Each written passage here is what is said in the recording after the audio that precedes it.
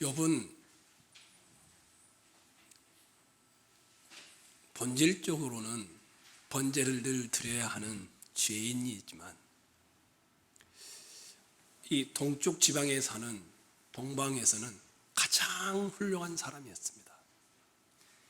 경건은 말할 것도 없었습니다. 더 이상 뭘 성공하고 이럴 것이 없을 만큼 성공했던 인물이고 인격도 너무나 훌륭했던 사람이었습니다. 재산이 얼마나 많았는지 가히 헤아리기가 어려울 정도로 많았습니다. 자녀들도 아들 7에 딸 3인 10자녀를 둔 다복한 가정이었고 자녀들에게도 문제가 전혀 없었습니다. 그런데 이런 욥이 일순간에 자기의 모든 소유를 다 잃게 됩니다. 한순간에 모든 자식들을 다 잃어버리게 됩니다. 심지어 그렇게 사랑했던 자신의 아내까지 그 남편인 욥을 향하여 저주하면서 자살해라 이렇게 할 정도가 되어버린 지경에 놓이게 됐습니다.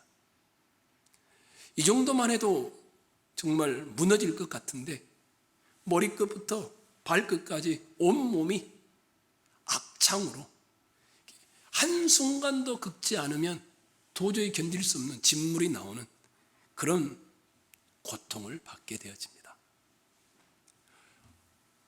그런데 욥은 하나님 앞에서 순전함을 잃지 않습니다. 하나님을 버리지도 않습니다. 욥에게 있어서 가장 큰 문제는 재산을 잃은 것도 자식을 잃은 것도 몸이 망가진 것도 더더욱이 아내가 저주를 하고 떠나가는 것도 아니었습니다. 욥에게 있어 가장 큰 문제는 왜 이 재앙이, 이 고난이 나에게 왔는가? 알 수 없는, 이유를 알 수 없는 고난 앞에 큰 번민과 고통을 느끼게 되어집니다. 욥기의 중반부는 우리 최문양 성도님이 읽어주었듯이 욥의 세 친구들이 멀리서 고통당하고 있는 욥을 위로하기 위해서 쭉 옵니다. 그 이름들은 엘리바스, 빌닷, 소발이라고 합니다. 이 친구들이 와서 7일 동안 욥을 보고는 전에 보았던 욥과 너무 다르니까 통곡을 하면서 웁니다. 그러고 나서 이들은 욥과 대화를 하면서 욥에게 자기들이 가지고 있는 하나님에 대한 지식과 인생의 지혜로 조언을 하기 시작하는 내용들입니다. 그것이 4장부터 32장까지 계속 되어지는 것입니다. 이것을 다 여러분과 나눌 수는 없는데 그 중에 대표적인 우리 최문영 성도님이 읽어주었던 이 엘리바스의 이야기, 이 엘리바스의 이야기를 읽으면 우리는 대충 친구들이 다 이런 논조구나 라는 것을 알게 되어집니다. 욥기 4장을 한번 찾아가 주십시오.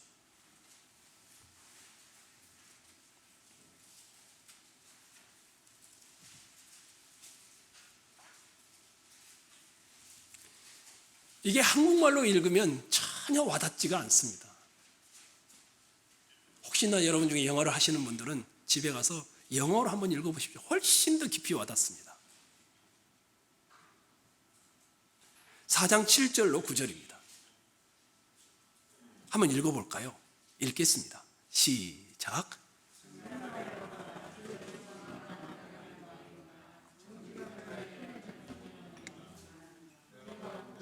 악을 밭갈고 목을 뿌리는 자는 그대로 거두나니 다 하나님의 입군에 멸망하고 그의 콧김에 사라지느니라.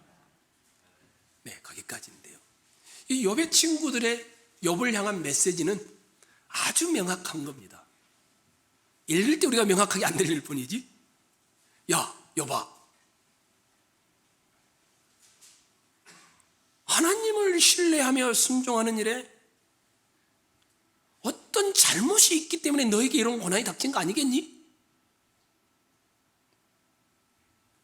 네가 왜 이렇게 비참한 처지에 놓였겠니?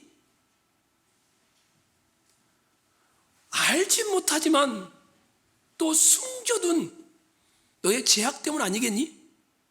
하나님은 절대 부당하게 너에게 고난을 줄 뿐이 아니야. 이게 친구들의 주장입니다. 그러면서 해결책까지 제시하지. 여봐, 네 상황들 한번 다 돌려봐. 내가 뭘 잘못했는가 한번 다 떠올려봐. 그리고 죄를 고백해. 그러면 삶을 재정비하고 회복될 것이야. 이게 욥의 친구들의 주장입니다. 근데 우리의 주장과 비슷하지 않습니까? 지금까지 여러분들이 신앙생활에 오면서 거의 우리 생각과 비슷하지 않습니까? 야, 세상에는 도덕 질서란 게 있어. 악한 행동은 처음에는 잘 드러나지 않지만 나중에는 반드시 보복을 받게 돼 있어. 인과 응보야.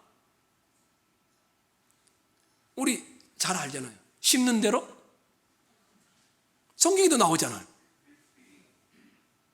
하나님을 신뢰하며 자신은 늘 올바르다고 생각하면 안 된다. 여봐, 힘겨운 시기를 만나면 하나님 앞에 겸손히 내 자신을 돌아봐야지. 그러면서요, 이 엘리바스가 이렇게 말합니다. 아니, 멋진 말을 해요. 근데 멋진 말은 아닌데, 하나님께 징계받는 자는 복이 있나니 그런즉 너는 전능자의 징계를 업신여기지 말지니라. 이 욥의 친구들의 원칙적인 내용들입니다. 근데 이 내용이 거의 우리랑 똑같습니다. 틀렸단 말을 하는 것이 아닙니다. 자기의 신앙생활의 경험, 그리고 부분적으로 알고 있는 성경의 생각들을 가지고 보니까, 야, 네가 무슨 죄를 지었으니까 하나님이 너한테 이런 고난을 주신 것이지. 그런 경험과 원칙에 따르면 욥의 친구들의 말은 틀린 말이 아닙니다. 그런데 사람이 고난당하고 있고 죽어가고 있는데 그런 말을 하는 것은 목회적으로 보면 옳지 않습니다. 그들의 그런 조언들은 욥에게 큰 상처를 줍니다. 그들이 가지고 있는 이 도덕신학은 욥을 더 깊은 수렁으로 빠지게 만듭니다. 엘리바스가요, 이런 말을 해요. 우리 최명선님 읽어주셨는데, 재난은 티끌에서 일어나는 것이 아니고 고생은 흙에서 나는 것이 아니야. 야, 너에게 닥친 재난은 어딘가에 원인이 있기 때문에 그러는 거야. 네가 잘못했다라는 거죠. 시련은 저절로 오는 게 아니라 바르지 못하게 살았거나 잘못을 저질렀을 때 시련이 닥친단다. 이게 친구들의 핵심적인 내용입니다. 근데 여러분 혹시 기억나실까요? 아담과 하와가 죄를 짓고 나서 하나님이 나타나셔서 그들에게 이제 죄의 결과물을 말하죠. 그 중에 하나, 우리가 여름 수련회 가서 다 했던 것이어서 기억나실까 물어보는 거예요. 막 땀 흘려서 사람이 수고를 하는데 어떻게 된다고 합니까? 땅이 내게 뭘 준다고 합니까? 가시와 엉겅퀴를 낸다며. 땀 흘린 대로 받지 못한다라는 것이었습니다. 이 친구들은 이 창세기 3장 18절의 말씀을 기억하지 못하고 있습니다. 죄 탓에 세상은 완전히 망가졌으며 얼마나 우리가 선하게 사느냐와 상관없이 얼마든지 이유를 알 수 없는 고난이 우리에게 닥쳐올 수 있다는 것을 친구들은 망각하고 있습니다. 욥의 친구들을 이렇게 표현해보면 어떨까요? 자기 경험에 길들여진 하나님만 알고 있는 것입니다. 잘 길들여진 하나님. 어느 학자가 이렇게 표현했습니다. 이 욥의 친구들의 삶에는 수수께끼가 별로 없습니다. 삶이 별탈 없이 잘 굴러가고 사업이 잘 되고 자식들이 잘 되면 내가 잘 살았기 때문이야. 근데 인생에 고난이 닥쳐오면 이건 내가 뭔가 잘못했기 때문이야. 그렇게 철석같이 믿고 있는 것입니다. 그런데 그렇지 않습니다. 말씀에 순종하며 살아가도, 말씀에 순종하려고 애를 쓰고 하나님을 가까이 해도 이유를 알 수 없는 고난이 여러분과 저에게 옵니다. 욥의 친구들 엘리바스, 이들은 자기들의 틀 안에 인생을 가두어 놓고 하나님을 가두어 놓고 정의하고 판단합니다. 그래서 욥에게 친구, 자네 맥을 제대로 좀 짚어보게, 기억나는 죄를 다 털어내보게, 행실을 고쳐보게, 만사가 다시 잘 돌아갈 걸세. 이게 이 4장부터 32장까지의 욥의 세 친구들의 핵심적인 내용입니다. 근데 욥은 동의하지를 않습니다. 그들의 친구들의 조언을 받아들이지도 않습니다. 욥은 그 친구들을 향하여 아주 싸늘한, 아주 거친 말을 합니다. 그 중에 한 군데만 찾아볼까요? 6장을 한번 보십시오.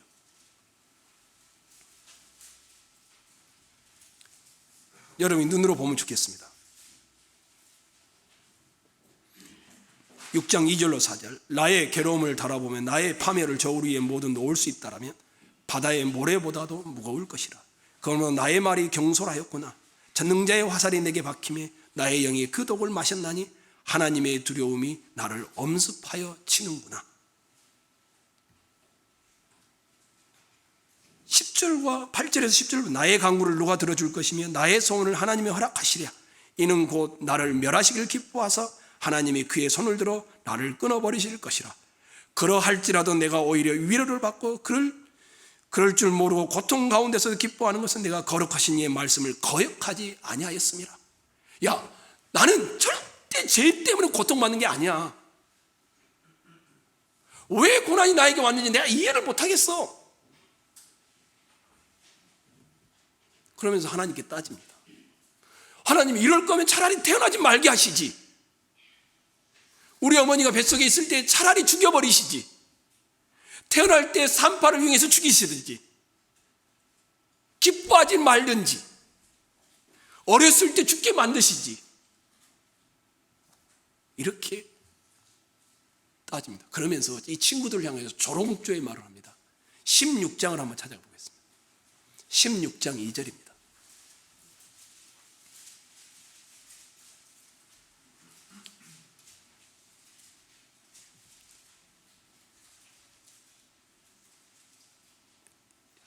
이런 말은 내가 많이 들었나니, 많이 들었다는 거죠. 친구들의 조언들에 대해서. 너희는 다, 그 다음에 뭐라고 됐습니까? 재난을 주는 위로자들이구나. 너희만 참 하나님의 백성이겠다, 너희 말대로 한다면. 너희가 죽으면 참 진짜 하나님의 지도 다 죽겠구나. 이러면서 욥의 친구들을 향해서 욥이 비웃습니다. 여러분에게 욥과 같은 친구가 있어요. 근데 재산을 다 잃어버렸어요. 자식들도 다 잃었어요. 죽었어요, 사고로. 심지어 아내까지도 떠나가 버렸어요. 몸이 온통 망가졌어요. 극지 않으면 살 수가 없어요. 그런 친구를 찾아가서, 야, 너 죄 때문이야. 너 죄에서 돌이키면 회복될 거야. 이런 사람을 뭐라고 하냐면 재난을 주는 위로자라고 합니다. 하나님을 이야기하고 경건을 이야기하고 죄를 살피라는 이야기를 하고 심는 대로 거둔다는 성경을 가져와서 이야기를 하지만 사실은 위로가 아닌 것입니다. 자기가 경험한 것으로 그도 끄집어들여서 자기의 카테고리 안에 두려고 하는 것들, 그것은 재난을 주는 위로자가 될 수 있음을 보여줍니다. 고난당하는 일을 어떻게 위로할까요? 스페어로우라는 심리학자가 자기의 경험, 자기의 지식, 자기의 신앙, 많은 말이 아니라 옆에서 같이 있어주면 됩니다, 이런 말을 했습니다. 옆에서 자리를 지켜주는 것입니다. 고난당하는 자가 울 때 안아주는 것이고, 말을 하면 들어주는 것이고, 그 옆에서 등을 두들겨주며 장시간 함께 있어주면 그것이 큰 위로가 될 것이다. 심리학자가 그런 말을 했어요. 저도 돌아보게 됩니다. 재난을 주는 위로자로 있지는 않았을까? 모든 것을 내가 알고 있는 하나님에 대한 지식으로 성도들에게 가르치려고 하지는 않았을까? 위로하려고는 하지는 않았던가? 사랑하는 성도 여러분, 재난을 주는 위로자가 되지 않기를 소망합니다. 그냥 옆에서 있어 주십시오. 등 두들겨 주십시오. 그리고 말을 들어 주십시오. 어떤 말을 해도 반박하지 마시고 그의 말을 끝까지 다 들어주시는 그런 위로자들이 되기를 소망합니다. 이렇게 욥의 세 친구들이 욥을 향하여서 인과 응보의 도덕 논리로 욥에게 많은 상처를 줬습니다. 욥은 절대 굴하지 않고 그들과 논쟁을 벌입니다. 욥이 발언을 할 때마다 친구들은 또 다른 논박을 가져와서 욥을 겁줍니다. 그러나 욥은 끝까지 이들과 논쟁을 벌이면서 또 한편으로 하나님을 향하여 따지기 시작합니다.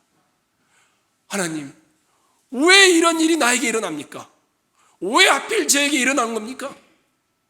저에게 닥친 고난의 이유를 제가 알 수가 없습니다.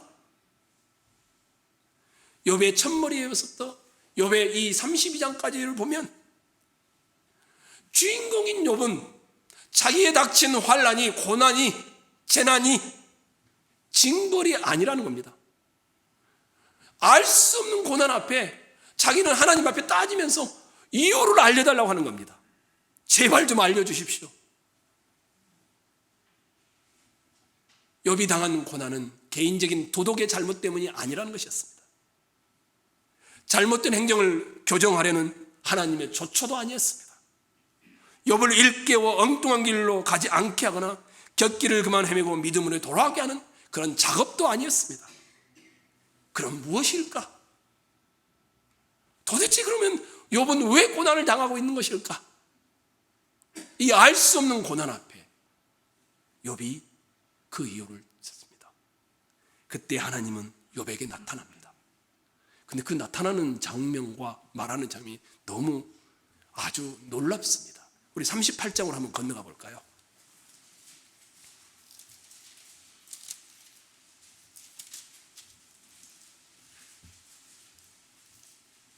38장 1절입니다. 여러분이 한번 읽을까요? 읽겠습니다. 1절 시작.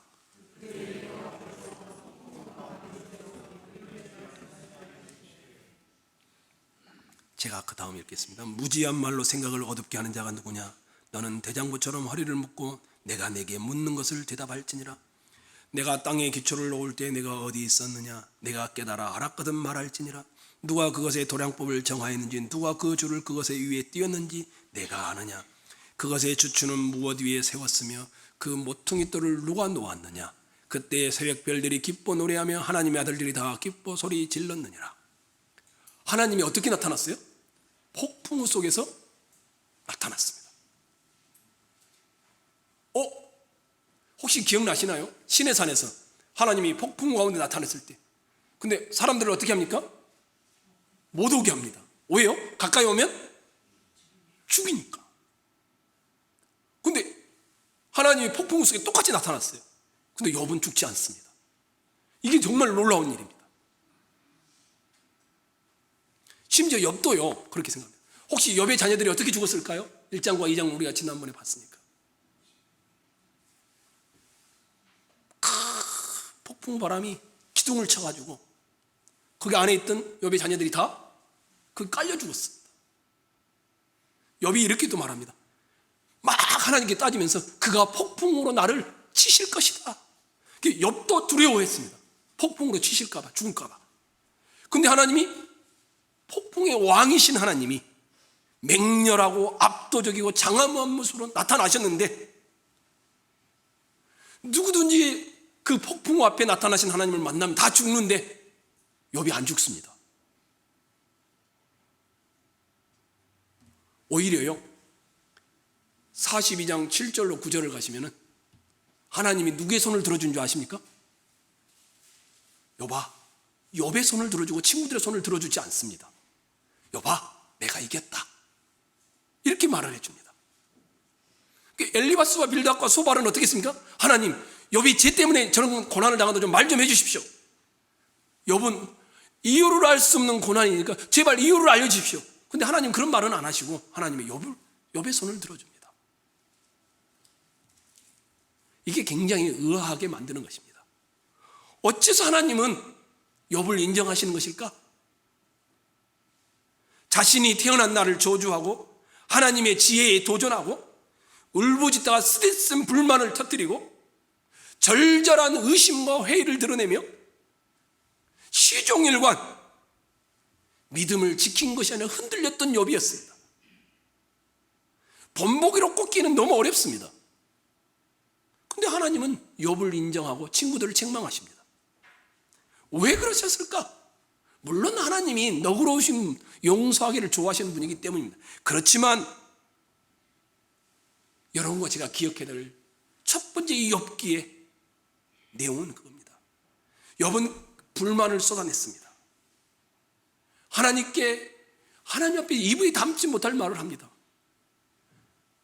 이유를 알 수 없는 고난 앞에 차라리 엄마 뱃속에서 나를 죽여버리지 이 꼴이 뭐냐고 의심합니다. 하나님 앞에 내가 반드시 내가 이것만은 따지겠다라고 말합니다. 비명을 지릅니다. 고함을 쳐댑니다. 그런데 욥은 하나님이 안 계셔 떠나지 않았습니다. 하나님이 내 죄 때문이야 이렇게 굴복하지도 않았고, 하나님이 안 계셔 떠나지도 않고, 하나님의 임재 앞에서 고뇌가 깊어지고 쉬지 않고 하나님과 알 수 없는 고난 앞에 따지는 자로 있었습니다. 끊임없이 주님을 찾았습니다. 하나님은 마침내 욥이 이겼노라고 말씀하셨던 이유는 그가 슬퍼하고 노하고 의심하고 이 모든 것을 지켜보고, 그러면서도 하나님은 욥아, 내가 이겼다 이렇게 말씀하셨습니다. 왜? 욥의 행위가 다 괜찮아서? 욥의 마음과 욥의 동기가 다 좋아서? 늘 합당해서? 아닙니다. 근성 때문입니다. 무슨 말입니까? 하나님의 얼굴과 임재를 찾는 욥의 끊임없는 근성, 고난을 통해서 하나님으로부터 멀어지는 것이 아니라 도리어 왜 나에게 이런 알 수 없는 고난을 주셨는지 이것을 찾아가는, 그래서 가까이 하게끔 되어지는 이 근성. 성경은 욥기에서만이 아니라 항상 이렇게 말합니다. 여호와는 마음이 상한 자를 가까이 하시는도다. 욥이 마음이 상한 자 아닙니까? 모든 넘어진 자를 붙드시며 비굴한 자들을 일으키시는도다. 하나님이 시련을 겪는 이들을 가까이 하시며 보살핀다라는 것은 성경 곳곳에 나와 있는 진리입니다. 뿐만이 아니라 신약 성경은 뭐랍니까? 성령이 통곡한다고 합니다. 신음하는 주의 크리스찬들, 성도들을 보면서 함께 통곡하고 있다고 말합니다. 그리스도를 믿는 이들에게 결코 너희를 버리지 아니하고 너희를 떠나지 아니하리라.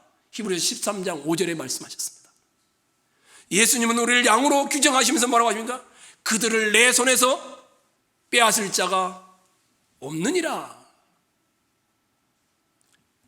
결국 캄캄한 인생의 길을 걷고 계시는 분이 계시나요? 메마른 시기를 지내며 하나님을 조금도 느낄 수 없은 그런 상황에 계시나요? 그분은 여전히 거기에 계심을 보여줍니다. 고난의 가장 기본적인 것은 욥처럼 하나님을 찾고 그분께 나아가는 근성입니다.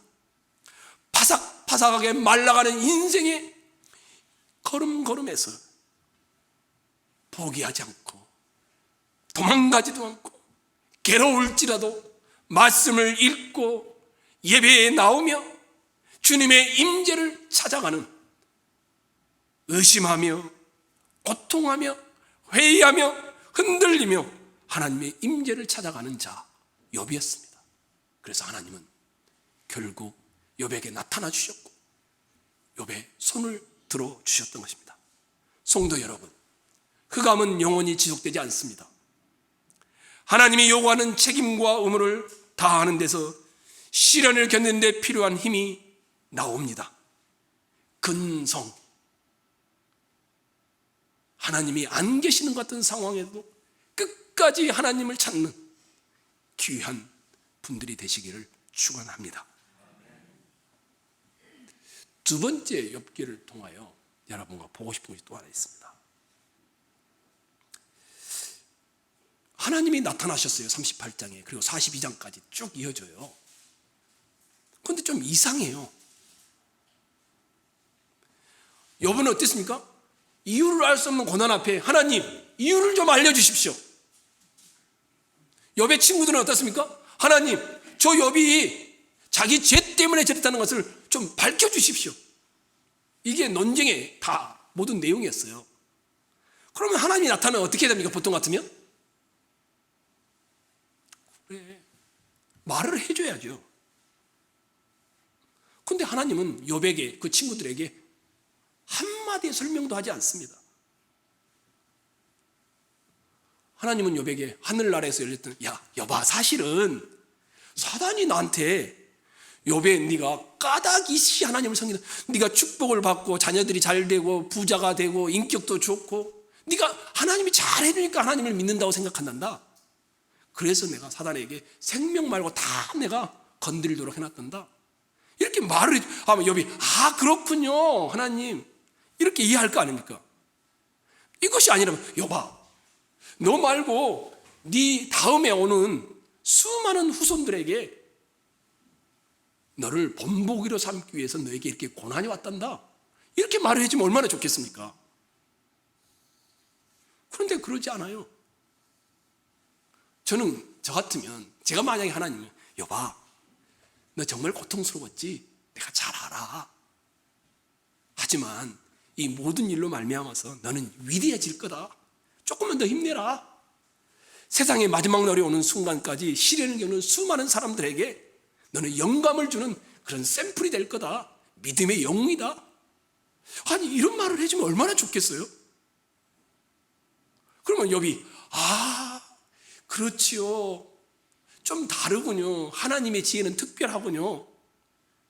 그런데 하나님은 그런 말을 하지 않습니다. 어째서일까? 이게 궁금한 겁니다. 어째서일까? 시련이 다 끝난 뒤에 욥이 이렇게 고백을 하는 겁니다. 욥기 42장 5절을 한번 보십시오.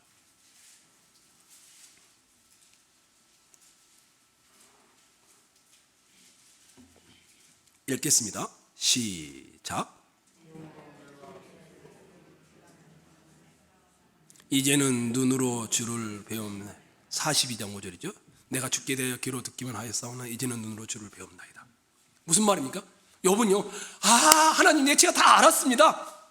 이런 말을 하지 않습니다. 아 하나님의 전체 계획을 내가 다 보았네요. 이제 그래 내가 그래서 이제 귀로 듣기만 했었는데 이제는 눈으로 배움. 이런 말이 아닙니다. 욥은 아무것도 보지 못했고 듣지도 못했습니다. 그냥 하나님이 나타나서 그에게 너는 하나님이 아니라는 사실만 가르쳐 주었습니다. 근데 욥이 뭐라고 하냐면 내가 추상적으로 알던 그 하나님, 개념으로 알던 그 하나님, 이제는 하나님을 내가 진짜 보았네요. 이렇게 나갑니다. 마침내 고난당한 이유를 끝까지 알려주지 않으므로 욥이 어떻게 되냐면 하나님과 동행하는 것이 머리가 아니라 하나님과 지경의 관계가 넓혀지는 것이 더 구체화되는 대로 나아가게 됩니다. 그래서 이렇게 말합니다. 어느 분이 이렇게 말했습니다. 무엇 때문에 하나님을 가까이 하는 것이 아니라, 삶의 문제 때문에 하나님을 가까이 하는 것이 아니라 하나님 그분만으로 사랑하고 그분만으로 족한 그런 지경에 가게 되었다. 욥은 환경이 좋아지면 영적으로 바로 서는 차원에서 하나님을 보았다고 말하는 것이 아닙니다. 욥은 하나님을 만난 고난이 대단한 선물이 되었습니다. 환난 외에는 어떤 방법으로도 욥과 같이 될 수가 없습니다. 욥은 큰 그림을 본 적도 없고 하나님으로서 자기 고난의 이유에 대해서 들은 바도 없지만 한 가지, 무엇 때문에 하나님을 사랑한 것이 아니라 그냥 하나님을 사랑하는 지경에 이르게 된 겁니다. 여기 계신 여러분, 어떨까요? 한번 하나님이 여러분에게 자식을 다 빼앗아가 버렸어요. 욥처럼. 여러분이 가지고 있는 재산이 다 사라져 버렸어요. 일순간에. 여러분의 아내나 남편이 여러분이 가지고 있는 신앙을 저주해요. 여러분의 몸이 머리끝부터 발끝까지 싹 다 병들었어요. 더 이상 병원도 갈 수 없을 뿐만 아니라 거의 죽어가요. 그러면 여러분은 어떻게 할 것 같아요? 욥은 그 고난의 와중에 하나님을 떠났던 것이 아니라 그 고난의 와중에 하나님만으로 하나님이 나에게 고난을 주셔도, 하나님이 나에게 자식을 빼앗아가도, 하나님이 나에게 사업이 망하게 해도, 하나님이 나에게 인격이 다 파탄 지경에 이르러도 하나님만으로 깊이 나아가는, 동행하는 그 모습을 보게 되어집니다. 여기 계신 여러분과 제가 그런 자들이 되었으면 좋겠습니다. 이유이시 하나님을 사랑하는 것이 아니라 하나님 그분 때문에 그냥 하나님을 사랑하는 그런 분들이 되시기를 축원합니다. 마지막 세 번째 살피고 마치겠습니다. 하나님은 나타나셨어요, 욥에게. 근데 욥에게 나타나는 것이 두 장면이 됩니다. 38장에서 40장, 40장에서 42장까지 되는데, 근데 하나님이 나타나서 욥이 물어본 것들, 친구들이 물어본 것들 대답해 주지 않습니다. 하나님은 욥에게 나타나서 이렇게 말하는 겁니다. 쫙 나타나가지고, 야, 내가 저 번개 창고를 만들 때 너 그 옆에 있었니? 야, 내가 저 리오야단 공룡이라고도 하고요, 큰 악어라고 하는데, 내가 저 리오야단을 움직일 때 너 거기 있었니? 하나님이 나타나서 했던 것의 핵심의 내용은 이겁니다. 욥아, 너는 하나님이 아니야. 우리는 하나님이 아니라는 겁니다. 하나님의 지식과 권능은 끝이 없어서 네 머릿속에 둘 수가 없다는 겁니다. 인간으로서는 따라갈 염두조차 낼 수 없다는 겁니다. 트집 잡니? 나와 한번 다투어 보겠니? 하나님을 탓하는 자 한번 대답해봐라. 욥에게 하는 말이었습니다. 하나님은 두 번째 나타났을 때 욥에게 직설적으로 물어봅니다. 야, 너 그러면 나처럼 천둥소리 한번 내볼 수 있니? 너 넘치는 노를 한번 피울 수 있니? 악인의 처소를 단 한 번에 다 짓밟아버릴 수 있니? 욥은 이런 하나님의 나타나심을 통하여서 자기는 하나님이 아니라는 사실을 알게 되어집니다. 우리는 하나님이 아닙니다. 창조주보다 더 잘 세상을 굴릴 수 있다고 생각하는 수많은 사람들이 이 땅에 깔려있죠. 터무니없는 소리일 뿐입니다. 하나님은 욥에게 그럴 수 있다라는 주장을 철회하라고 요구하시는 것이었습니다. 마지못해서가 아니라 하나님만이 참 주인이시라는 것을 인정하라는 것이었습니다. 그래서 욥이 2절 한번 봐보십시오. 42장 2절. 여러분이 보았다. 2절 한번 읽을까요, 여러분? 읽겠습니다. 시작.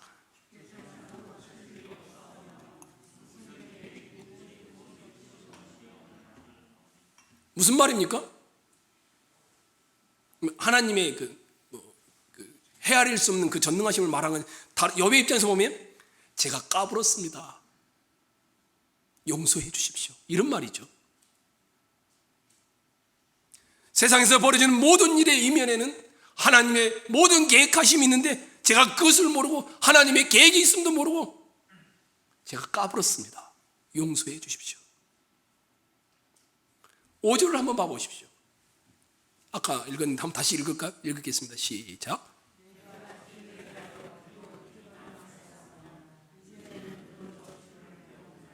이게 깨달음입니다. 욥의. 어떤 깨달음입니까?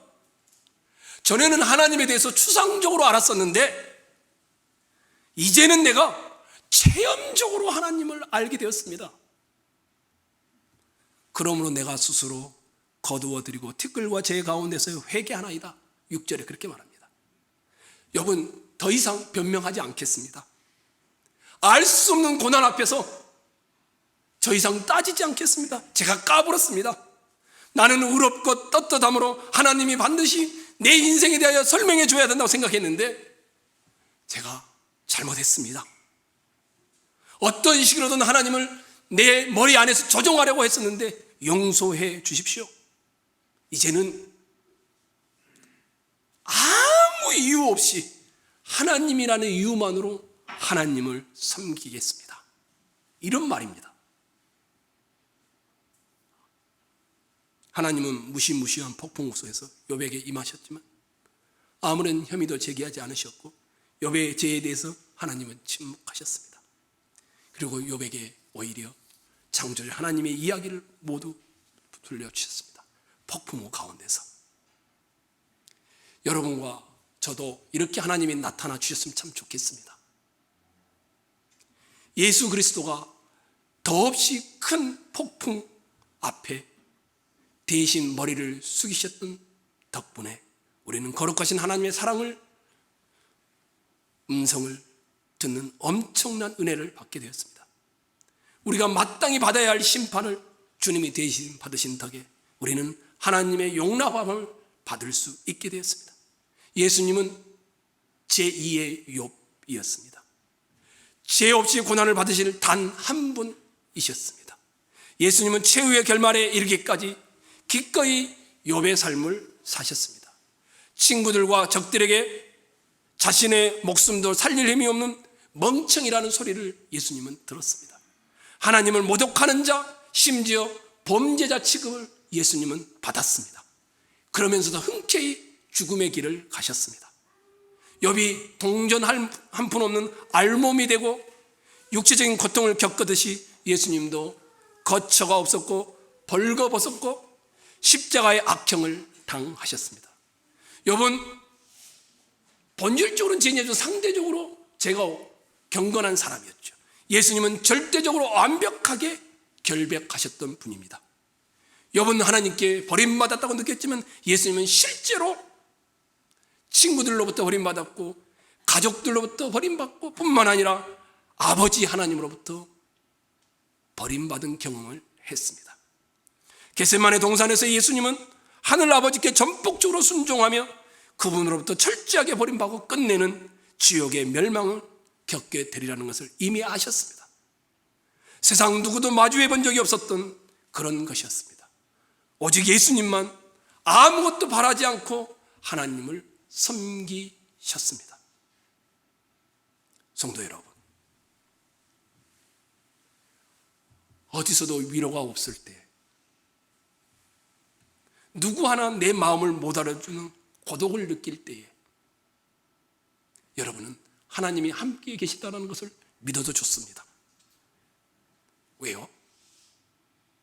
제2의 욥이신 주님이 여러분과 저를 위하여 대신 십자가를 지시고 죽으신 까닭입니다. 여러분이 홀로 이 고난의 길을 가고 있다고 느끼실 때 여러분 혼자가 아니라고 장담하셔도 좋습니다. 왜요? 예수님이 고난의 길을 알 수 없는 이유로 그 길을 먼저 걸으셨기 때문입니다. 그 길은 결국 우리를 어떻게 합니까? 십자가를 통해 부활로 갔듯이 우리를 주님께로 데려다 줄 것입니다. 미국에서 변호사로 일하던 호레이쇼 스페포드라는 분이 있습니다. 아마 여러분 중에 미국 역사에 관심 있는 분들은 알 텐데 1871년에 시카고에서 큰 화재가 발생했습니다. 그때 이분의 모든 재산을 다 잃어버렸습니다. 그리고는 2년 후에 이분은 4명의 딸들과 아내가 대서양을 건너서 배를 타고 영국으로 여행을 하게 됩니다. 그런데 그 배가 가다가 다른 선박과 부딪혀서 침몰하게 됩니다. 스페포드의 아내 되는 사람은 4 자녀들을 어떻게든지 살려보려고 했습니다. 그러나 배가 침몰하면서 모두가 다 흩어지게 됐고 난파를 당했습니다. 결국 4 딸들은 목숨을 다 잃었습니다. 어떻게 구조되어서 마지막에 구조선을 발견하게 됐고 이 아내만 영국으로 건너오게 되었습니다. 영국으로 이송되어 온 이 아내는 남편에게 그 당시에는 핸드폰 이런 게 없으니까요. 전보를 보냈죠. 혼자만 구조됐음. 이렇게 전보를 보냈습니다.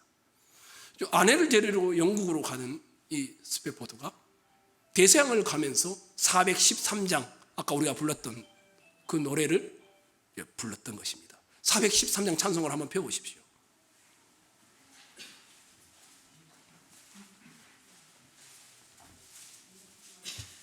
413장입니다.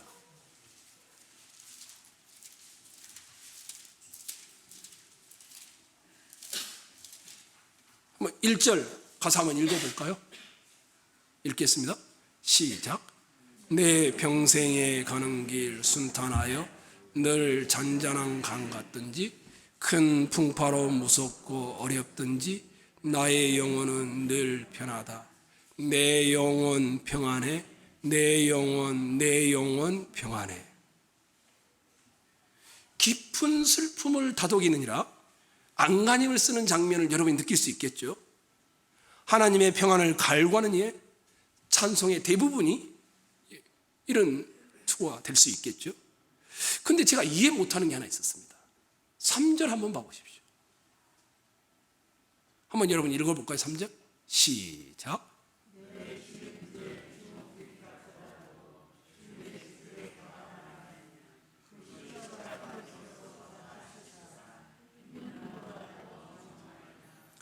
내 영혼 평안해. 내 영혼 평안해.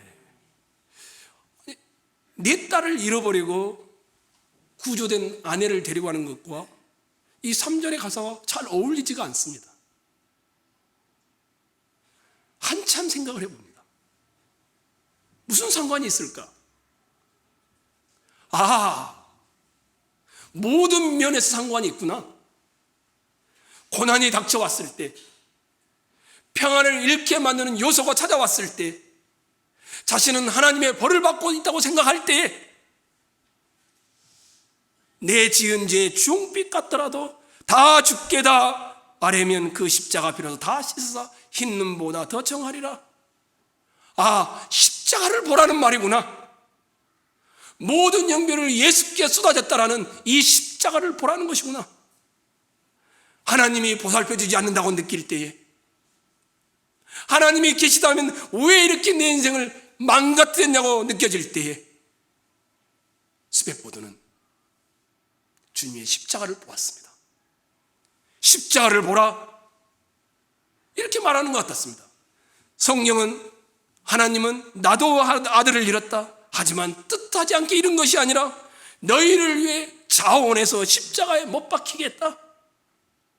그러기엔 나는 너를 내 가족으로 받아들인다, 이렇게 말씀하신 것이었습니다. 이 찬송가를 보면서 가장 고난이 닥쳐왔을 때, 흔들릴 때에, 평안을 잃었을 때에, 벌을 받고 있다고 생각할 때마다 그게 아니라 십자가를 보십시오. 하나님이 돌봐주지 않는다고 느낄 때마다 십자가를 다시 보십시오.